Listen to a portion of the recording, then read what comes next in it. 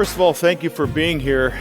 The second last presentation, I don't know what about everybody else here, but I find this conference so reinvigorating, so refreshing. It's so nice to see so many friendly faces that we haven't seen for a couple of years. And thanks to Aaron, to everybody who puts this great conference on. I know what fuels me for the next year. I look forward to it from the moment that it ends. I look forward to it to the next year. And whenever I get invited to come back here and speak, it means the world to me. So 3 years ago, the last time we did this, I was sitting in the stands. We were in a different venue.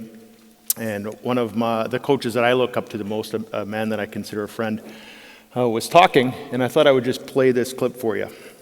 For me, your whole game starts coming out of your own end. If you can come out of your own end clean and with possession and with speed, that sets up your speed through the neutral zone. It sets up your attack, it sets up your forecheck, it sets up your offensive game. If you can't get out of your own end. So we spend more time on breakouts and our breakout plan and getting out of our zone as clean as possible, because I really believe the rest of our game flows from there. So that's it. That's my presentation. Thank you very much for coming here today. I appreciate it. That's my presentation on breakouts. So I agree with everything Pete said there. I don't agree with the Jack Tripper tight pants that he was wearing. And I don't really like the Alex B. Keaton Argyle socks. I made sure that I gave him a little bit of heck on those ones. But everything he said there today was germane to my topic. Today I'm going to talk about breakouts, and specifically modern breakout principles. I'm going to try to teach everybody that's here in this room some new things about breaking the puck out. And it's my goal that you're going to be able to leave here and bring this to whatever team that you coach, whatever level that you coach. And really, I'm using clips of the best players in the world doing all the things that we're going to talk about today. So for me, breakouts, really, they're just they're a piece of your team's structure, a very important piece. They're a piece of your team's success. It takes 6 players, and all 6 players have to be involved. All 6 players have to be aware. All 6 players have to be prepared. And ultimately, that's our job as coaches. And at Vermont, the University of Vermont, where I coach, we make breakouts important right from day one. It's the first thing that we work on. And I tell our players from day number 1 that the purpose of a breakout, it's not to go score. The purpose of a breakout is to safely transport the puck from your D zone into the neutral zone, into the offensive zone. And I found in my history anyway, working with people from the highest level all the way down to young players, is that players often get slowed down by clutter and indecision. So you need to have a plan for your players, and one that you're always talking about.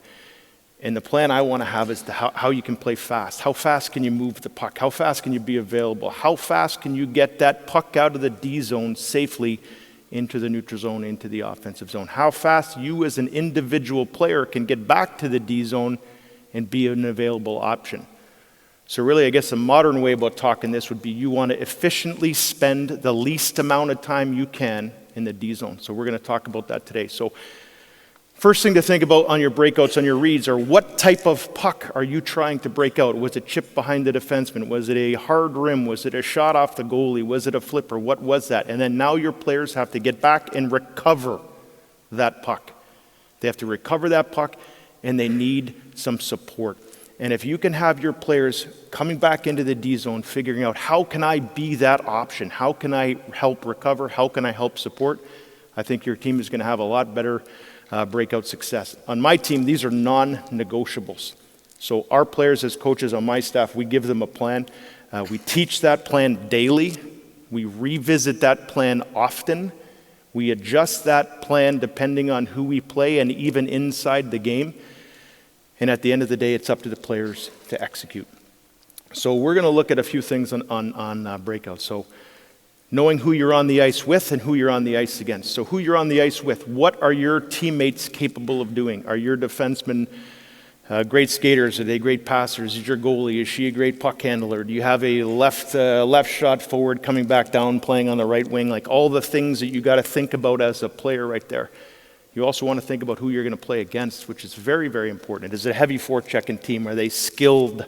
Are they going to try to run you through the boards? Are they going to back up and give you some room and give you lots of ice?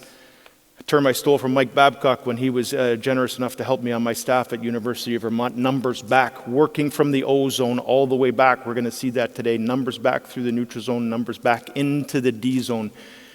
And you don't want anybody to return to your D zone straight-legged. First option plays, we're going to talk about these today. You want to get these pucks north fast. You want to get it as efficiently and quickly as you can out of your D zone. For me, I think that good breakouts need to have the D inside the dots. We're going to see that. You need a center or a low forward underneath that puck to support.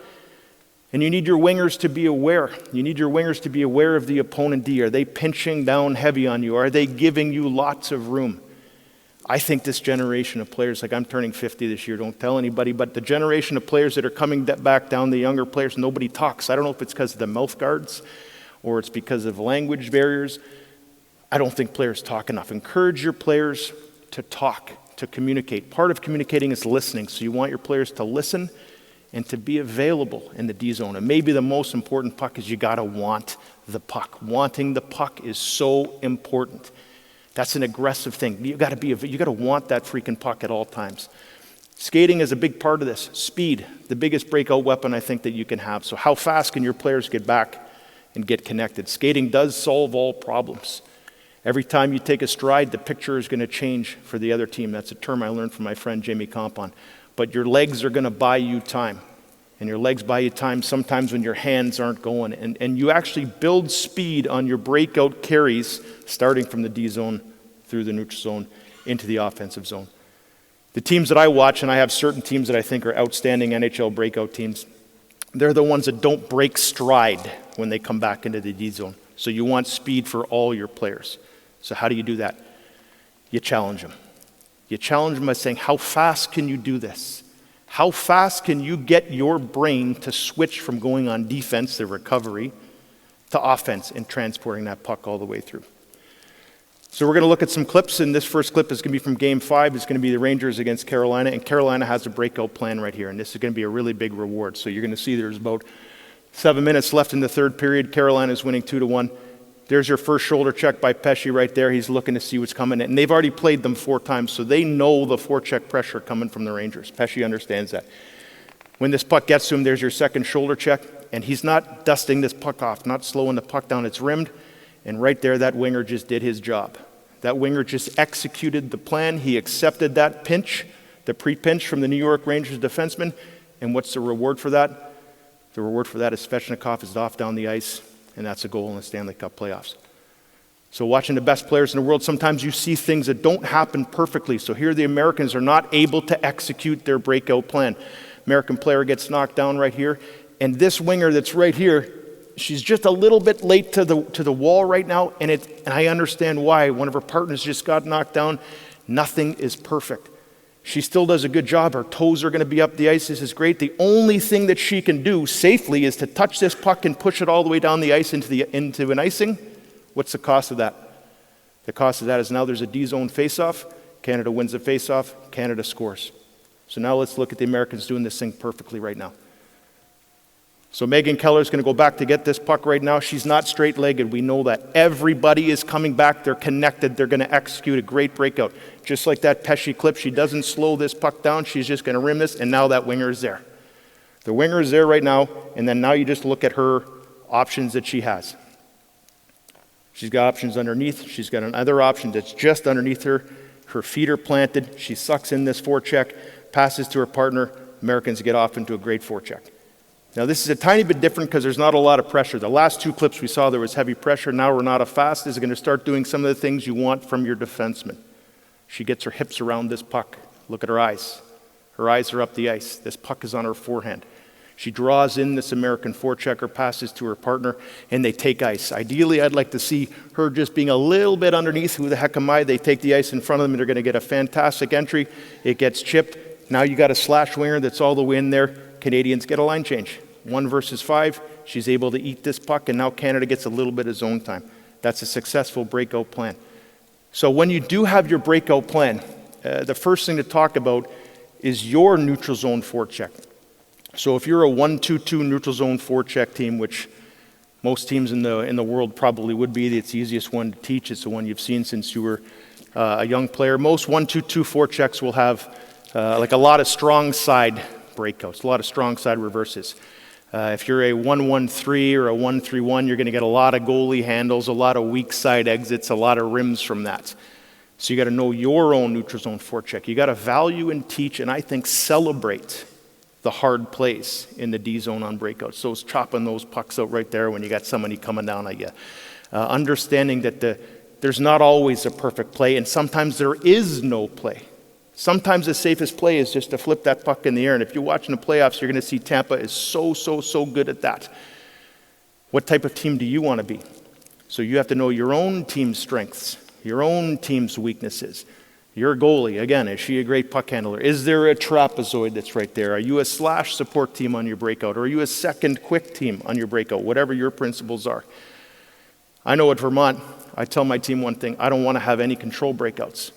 We don't like to slow anything down. We don't practice them, we don't talk about them, we don't draw them. I believe if you have control breakouts, yeah, you might get an odd scoring chance off of them every once in a while.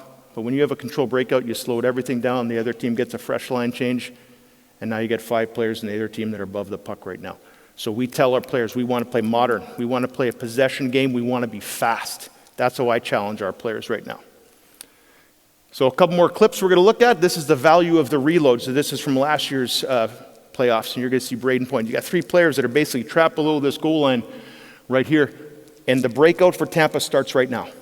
Their breakout starts right now because watch Braden Point. 1, 2, 3, he's above this puck. And because he does that, Carolina does not have a clean entry. He does not want, 86, Teravainen does not want this puck right now. He's going to get rubbed out here by Point. This puck gets dumped in. There is no clean entry. Vasilevsky's able to touch that. And now Tampa gets a breakout. From the playoffs this year, number 10 for Edmonton right here, Derek Ryan, same thing. He's going to see that he has a line change happening right now. There's a little bit of trouble. The puck gets turned over. Calgary is going to take 2 guys, but Derek Ryan doesn't want that. This is will. The role of your tracker is to deny possession entry for the other team, and he does this great. This isn't a body check. This is a soft lock, perfect angle. Players on his backhand has to dump this thing. Edmonton's out for a breakout. So reading the puck pressure. We've talked about the reload. What about the other team's forecheck? So the other team's forecheck, are they a 1-2-2 team? So if they're a 1-2-2 forecheck, usually that means the walls are taken away. So you want to keep pucks off of the walls. You want to put pucks into the middle. If they're a 1-2-2 forecheck that they mark your weak side D and they come at your weak side D real hard, that means there's going to be a lot of strong side plays, little indirects, little rims on the strong side. If they're a 2-person forecheck, for example, if they come at you hard with 2, so the middle is open very often, very fast, but it's got to happen quick. Rims are available on a 2-person forecheck. And if you've got a good team, or especially if you've got a really good defenseman with good puck skills, you can encourage that D to get to the middle of the back of your net to draw both of those 2 forecheckers, and you're going to open up lots more options. Understanding dumpings from the other team, how they dump the puck in. If they cross-corner dump a puck, that would mean that they're not a slash breakout team. So now you're understanding the other team's systems. And understanding the track principles of the other team. So whatever your track principles might be, are you going to go to a certain area? Are you going to track all the way back to the red line? Are you going to track all the way to wherever the puck carrier goes? Same thing for your opponent. You want to understand their track principles. Most teams I find over back check. So when they over back check, that means underneath is open. So your weak side D can be more involved in that. You can use that in your breakouts. So I'm a child of the 80s. I love the movies in the 80s. If anybody here ever saw The Breakfast Club, there's a great scene, Carl the custodian. And I heard Mikey say it in his last presentation, you are the eyes and ears of this institution, my friends. And the weak side D is so important in your breakouts because they can be your conscience. They're like the central nervous system telling everybody else what's happening. So here you see Keandre Miller. He's going to be the D that's going to be the eyes and ears. Trouba with a great job. His feet are up ice, looking up ice, reading that forecheck pressure. We know that Teravainen is coming at him right now. And as soon as Trouba turns his feet to go back here, he's scanning. He's scanning right now, and he's seeing where this forecheck pressure is coming. He's also seeing that his partner right here, Ryan Reeves, is going to be able to take this puck. But the guy that's the key is Keandre Miller right now. When this puck gets touched by Trouba in a second, he knows that he can hard rim this puck because Keandre just told him hard rim, hard rim. And again, Trouba doesn't slow this puck down. It's a one touch. He's listening to his partner who's talking. This gets rimmed. Already Ryan Reeves knows that there's nobody there that's going to pinch down on him. Why would you? And Ryan Reeves is able to take this puck and get a great breakout. Anaheim. These two D working in concert, working together. Shoulder check, shoulder check. This D right here knows that he's going to have a low support forward that's coming in, but it doesn't matter until they have possession of this puck. So he's going to talk to his partner, and he's going to call this reverse. He's going to call this reverse. He's actually going to step towards the boards. He's a right-handed player, and he's just going to rim this thing up, and everybody knows that 34 is going to be underneath this puck and available to break this puck out, get all the way down the ice for an entry. Rangers again. So this is an important one because this weak side D right here, it just jumped up, and this forward is telling this forward what had just happened. There's the talking. There's the communication. So that's Neskash. This is Cole. Both of them looking. But if you don't rehearse your breakouts, if you don't talk about them and make adjustments, these guys don't know what to do when they get in these situations. So your girls and your boys that are playing and your women and your men that are playing, you want to make sure that they practice this and rehearse it. This puck gets put down behind. I'd like to see Neskash just step in front of him, get a little bit of skin on him, set a subtle pick. Cole with a shoulder check. Cole with a shoulder check. And when he goes back to touch this, Neskash is calling, hey, strong side hard, strong side hard. Cole's going to rim that, and guess who's available right here? Neskash underneath. There's a weak side D. They get a breakout. They get an exit. I love this clip. This is one of my favorites. You're going to see two players working together here, Lee Steckline, Megan Keller right now. Steckline with a great swing in here to take a little bit of the space away on the Canadian pressure. She's back to get this. She's going to build herself a line of protection, slow down a little bit, and I'm pretty sure that Megan Keller's calling for a reverse here. And as soon as that reverse happens, Keller's looking. She's looking to see where that pressure is coming. And this is high level skill here from Keller. Watch what she does. She deceives the Canadian forechecker. This Canadian forechecker is just assuming that this puck is going to come along to this wall right now. Megan Keller just turns her wrists over, no chance. And top two, top three speed player. I'm going to let this play just because I love watching Kendall Coyne skate. Puts it behind. Surprised there's no penalty there, but what do you do? The role of the weak side D, we've alluded to it. In this clip right now, it's going to come back, and I want you to watch Cal Foote, who's right there. So Cal Foote, he's not waiting behind the net. He's not waiting off the backside here. He's patient. He wants the puck. And when his teammate's going to get this puck in the corner right now, when there's full possession, then he's going to go. But Toronto has a high forward that's going to come in. If Cal Foote just is even 2 or 3 stick lengths above right now, that Toronto forward be able to shut that thing down. But because he's weight, his feet are moving, but he's going at a great pace. And as soon as Palat gets this, there's the lane to him. If he was up 2 more feet, Engvall would be able to shut this thing down. Palat gets it to him, and they're off for a great breakout, great exit. Second favorite clip of the day right here. We're going to see Renata Fast. She's going to swing in, shut that down. She's going to be making sure that this puck carrier unloads the puck before she wants to. And Poulin, this is setting a screen. You watch Poulin just work in. Just that 1/10 of a second allows Renata Fast that time to get back. Little puck flush. Rock's going to get underneath here. Poulin can touch this puck. That's an actual positive puck touch by Poulin. I love that. And this is brilliant. Sarah Nurse stops. She's not looking to blow the zone. This is 5 players playing connected. Renata Fast, slow down. Inside the dots. Eyes up the ice, toes up the ice. Guess who wants that puck? Renata Fast. Renata Fast takes this, gets a shot on net. They get a little bit of ozone time here. Puck recovery, fantastic breakout. Depth in the D zone. So this is going to be a little bit new for you. So this is the rink that I'm fortunate enough to coach in every single day. Those are all my fans in the stands. This is a practice, and we're going to talk about depth. So the way I talk to our team about this, something I've learned from way smarter coaches than me, we've just adjusted it a tiny bit. From the bottom of the goal line, from the bottom of the circles to the boards, we would call that the low depth. There are different skills and habits that are in there. From the bottom of the circles to the top of the circles, that's the mid depth. From the top of the circles to the blue line, that's the high depth. And there's different skills and habits in each of them, and we're going to talk about it. So the high depth, mid depth, and low depth. So what does it look like? So the low depth, this is Vegas on a breakout. So from the bottom of the circles to the end wall. That's where the defensemen have to be most comfortable when you're in this area. This is where you get paid. if you're a defenseman. These are the skills you need to have.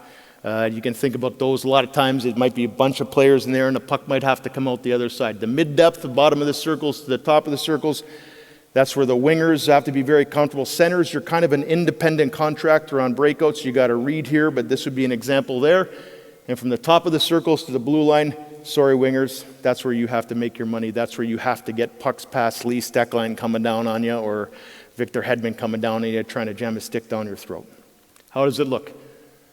So you're going to see McDonough, who's one of my favorite defensemen to watch. He's got nowhere to go right now. His feet are planted. The wingers have to be comfortable. Forwards have to be comfortable helping out in this situation. Probably what should happen right now is McDonough should get this thing off the glass and it should get out, or it should be a high flipper. Sergachev's not helping him out much back behind here. His feet are planted. What can you do? Toronto's able to strip this puck. Marner's able to get it back of the net. There's my one Toronto clip for all the people from Toronto that are here. So now we're going to see it done a little bit differently. Keandre Miller. When he gets his touch from Shesterkin, same thing. He gets this puck on his forehand as quick as he can, and he doesn't have the help really from the forwards that he wants. He could maybe pop this puck into this area right here, but it might be shut down, so he doesn't feel safe, and he's just going to flip this puck out, and that's a hard play. Sometimes the play is not there to be made. If you don't practice this with your team, and if you don't celebrate it, when they come back to the bench and they didn't do it right, that's technically on you, in my opinion. So Poulin, great inside here. She's helping out her D partner. She squirts this puck out right now. Erin Ambrose, this is my favorite clip of the day. Erin Ambrose, I want you to watch her. She does not pass this puck. Oops. She does not pass this puck to Brienne Jenner, number 19. Right, so when this puck gets on her stick, she could pass it to her, but you got Zumwinkle who's going to be drafting down on top in a soft lock, and she could shut that down in about 1 second. So Ambrose is going to freeze her right there. She doesn't give it to Jenner, where it would probably come back into the D zone. She freezes her. Now she's going to make that play to Nurse. I'm going to let this clip play because I love the track from Zumwinkle right here. Guess what? Canada has to put that puck in deep, and now the Americans get a breakout. This would be the mid-depth, from the bottom of the circles to the top of the circles. So we talked about the D coming back inside the dots like you're going to see Walker do right here. Opens up his hips. He's ready to get this puck on his forehand. And now just watch Kempe's feet. He's actually going to change his feet and draft in so he's able to get this puck where it's on his forehand. Where is that center? He's inside the dots. These D are ready to get this puck. Fantastic, fantastic on the breakout. From the playoffs this year, Uyghur's going to strong side reverse this. It gets through the Tampa forecheck. And just that little puck right there. This thing is up on the wall. It's not flat. Pucks are never flat, so you have to kill that spin first. Verhaeghe understands that, and this is non-negotiable for the wingers. This has to be second nature for the wingers. This has to get out. I love Barkov on this one. You're going to see him let the puck get through him. Just like that. Florida goes down to have a fantastic scoring chance. This is off of a face-off. We're watching Joel Armia. There's 18 seconds left in this period, and when Joel's going to get this puck over here, he's a really smart guy. I had this guy in Winnipeg. He's very good at this. Two people are going to come for a forecheck on the face-off loss from Edmonton. There's Draisaitl. He's the centerman. He's probably not going to be able to fill for Nurse that's on the pinch right here, and Armia is a smart player. He knows that. Shoulder check right there. He sees Nurse coming. There's Draisaitl. It's almost impossible for him to get back above this. Ladies and gentlemen, that is a really hard play to make. You need to practice that with your players. And now with 14 seconds left in the period right now, Montreal has possession. They're not back in the D zone worrying about a scoring chance. We're going to watch Hilary Knight right here. This puck is going to be that high depth we're looking at. So the high depth, she lets this puck go by her. Brilliant. High-level play. This puck gets by her. If she touches this puck and stops it, that's slowed down. Canada would probably be able to get in on top of her and stop this. She lets it by her. Her toes are up the ice. Her eyes are up the ice. She can see this pressure coming. She gets it out. This is not an entry for them, but it's out of the D zone safely. There's not a shot on net. There's no D zone time from this. Brilliant by Hilary Knight. Last video clip of the day here from the players. Josh Morrissey. This is 3 seconds into a game against Ottawa. He does a great shoulder check, passes to his D partner. Scheifele's not going to be available here to make a play because it's going to be coming through two people, so this has to come to Blake Wheeler. And Blake Wheeler, this is why Blake Wheeler gets paid. This is why he's special. He's got, I think it's Borowitzki even coming down on him, one of the heaviest players in the NHL. This has to get out. This is 7 seconds into the game. If this doesn't get out, the cost could be very, very costly. So he's able to just chip that puck out to a slash and Kyle Connor, and he's in for an entry. So how do you teach these breakouts? So we've given you some drills inside your drill package right now, and I'm just going to show you. There's the best passer in college hockey right now. So we're going to be looking at the forwards will be here. The D will be at the top. We'll look at the D in a second. The way this drill works is your forwards are going to be on 2 dots, and there's no goalies, and both lines are going at the same time. This happens really fast. When you give a guy like me a pass, you're getting this pass back great, I'll tell you right now. And you're calling out to this player right now. You're saying low depth, mid depth, high depth, and you're giving that player the puck back with a little bit of heat. And if it's high depth, sometimes you're telling them, hey, chip that puck back down. If you do that, you'd want to have another coach over here to accept that puck and another coach here to accept that puck. Look at that, that's a nice pass, you got to admit. As soon as you pass that puck to that player, the player gives it to his line, that player changes line, and it keeps going. This thing happens fast. It happens fast. It happens fast. Everybody's moving. At the top of your screen right now, we're going to look at the D. Very easy. We're working on retrieval. So one D partner is going to put a puck in. The second D is going to go back to get that, looking over his or her shoulder, looking to see which way they're going to break the puck out, strong side, cut the net, all these different scenarios. Next progression on that, same thing. You pass to this coach, and now this coach is going to rim this puck. He's going to rim this puck to the player. You want these players to, as soon as they accept these pucks in the D zone, to get off the wall, get off the wall, get off the wall. They're going to pass back to their same line, change sides, so you're working on your forehand, you're working on your backhand. At the top of your screen, you're going to see the D now, and what the D are going to be doing a tiny bit different is the person who puts the puck in, you're now going to be an outlet. So you can flex out to the wall, you can become a low center, a low forward right there, they can pop pucks to you. Very simple way to start. The goalies are in the middle doing whatever goalie is. I don't speak their language, I couldn't tell you. Now let's involve the goalies in breakouts. So this would be progression. So this side is already gone. These are all your players, these are all your players. We use 2 colors, gold and green. This will be a player, it'll be call him F2. And as F1 gets off this, you want him to come or her to come inside this dot and pass to that F2. And now you can just work on those same things, different depths, open up. F2 is going to pass, now F2 is going to be out. F1 is going to bump it back to their line. You can work on indirects here, whatever it is. And that's how you break the puck out. Quick warm-up shot for the goalie. The next progression, now you have F2 is still here. You're going to add an F3, and this player here is going to be a tracker. F1 is going to get off the wall, pass to F3. Hopefully that gets on target. This F3 can pass direct. He or she can rim this. And now this F3 is going to track back against this, trying to stop this puck from making an inside play. We make an inside play. It comes back to that original F1, F2. You would now come and be F3. F3, you go back to line. F1, you bump it. Little indirect maybe. There's a warm-up shooter for you. This is the last. We got 3 steps on this one for you. And this is just your D are going to be all in the middle. Your forwards are they technically on the same side here. One facing one way, one facing the other way. And this is how you're going to work out on some breakouts. So forwards, inside the dots, inside the dots. Coach is going to rim this puck. The goalie is going to step out and stop this. And you have different plays that you're going to call. There's going to show you 3 options right now. So when this D is back to pick this one is just going to be a direct pass to that winger. That winger is going to bump it underneath to that low forward to the center. The D always go back to the middle of the ice because this happens fast. Now you work on your entry routes, whatever those might be. Hopefully you get some good, habits stopping at the net. Second progression on this one is a rim. Goalie's back to handle this. And now this D is going to rim this puck to this board winger. So even though this is a lefty, we want you working on rimming on your backhand. Rim this puck. Same thing. Inside play to the low forward to the center. They go down and have a shot. And that D returns back. And now we're going to involve the D a little bit more in the last one. So the D, we're just starting it from over here. We're going to rim this puck. This D is going to come back to collect. And now we're going to look to hit that low center, that low forward, like you're playing against a 1-2-2 forecheck. Pop that puck to the low forward. Those 2 forwards go down, and now this D is going to draft up and take this as a 2-on-1. And those are just a couple of ideas on how to build breakouts into your practice. So in conclusion, as coaches, I would suggest to you start to think how you can incorporate your breakouts into practice, and it should be every day, not just game day and doing the same stuff every coach does with the double breakout drills. How can you be creative on it? How can you teach those low-depth skills? How can you teach the mid-depth skills and the high-depth skills? How do you involve your goalies? Making sure your goalies have a chance to handle those pucks is very important. How do you evaluate your breakouts? Because if you have a breakout and it gets turned over and you get scored on, is it your responsibility there? Make sure your players have that plan. You can't create your own storm and then complain when it rains. Last thing you can tell your players on this is just, I think the best ability on a breakout is availability. So you keep telling your players, you be available, you come back, and you want the puck. Really appreciate everybody's time today. Hope you have a great summer, a great hockey season. I know I've said it every time I've had the privilege of speaking in front of you. Thank you.